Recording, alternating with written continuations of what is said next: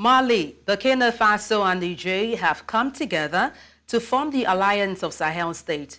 Each is ruled by a military government and leads to a split from the larger West African regional bloc, the Economic Community of West African States, ECOWAS.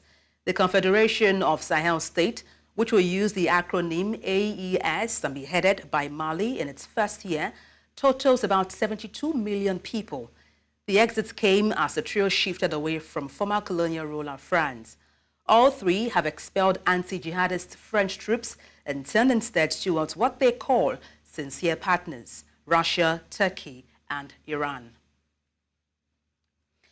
And to discuss this, I am joined by a research associate, Durban University of Technology, Dr. Omololu Fagbadebo. Good afternoon. Glad to have you join me. Are you there? Yes, I'm here. Good afternoon. All right. It's glad to have you join me on the news. Let me kick off by asking what All right. Let me start by asking what your thoughts are on the confederation formed by Niger, Mali, and Burkina Faso, which they call the Alliance of Sahel States. Your thoughts? Thank you. And I think that came out as a result of their frustration with the ECOWAS. The reason is that the three countries, when the military took over, ECOWAS stood against them. And because ECOWAS stood against them, they took it upon themselves as a matter of opposition. And the three of them, because they have a common ground, they have a common issue, they have a common, what we call a common enemy, and they felt that coming together would become a better thing for them. And they needed that kind of organization or that kind of rapprochement among themselves in order to pursue a just cause, given the fact that they were being opposed by the ECOWAS as well as the Western power, and including African Union. So they did that as a means of self-defense, self-protection, and then self-progress. Yeah. With this new development, how does it impact or affect the stability of ECOWAS as a body? It will, because it's telling you the imminent disintegration of ECOWAS if not well managed. Except if these three countries, and know that these three countries, they are part of the Francophone countries. If that happens, other Francophone countries might join, and other disgruntled countries also might join the fray. So in fact, the ECOWAS itself is under the threat or under the impression that this could lead to a decapitation of that organization. And note that ECOWAS itself is not so strong initially.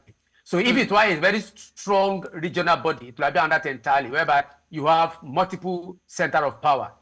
Majority of the power there depend on Nigeria. And these three countries, they have one or two things against Nigeria, because as at the time the coup took place, Nigerian president was the chairman of ECOWAS, and it took a kind of deep opposition against their emergence as the leaders of their country. Now, we have negative impact on the future of ECOWAS. All right. Now, we understand that ECOWAS has delegated Senegal to facilitate negotiation amongst these three countries. President of Senegal, Diomaye Faye, is to negotiate to see how possibly they can woo back these three countries. Do you see that happening, them coming back to ECOWAS, Niger, Mali, and Burkina Faso?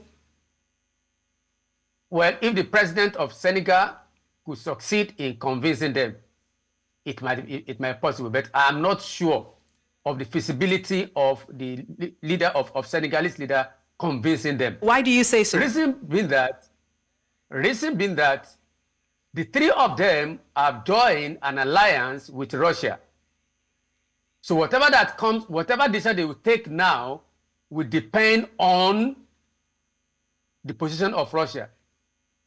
With the support from Russia, they are likely to dance to the tune of Russia, of Putin, regarding which regional body they feel like join. And you discover that joining a regional body has to do with how you leverage your power in the global system.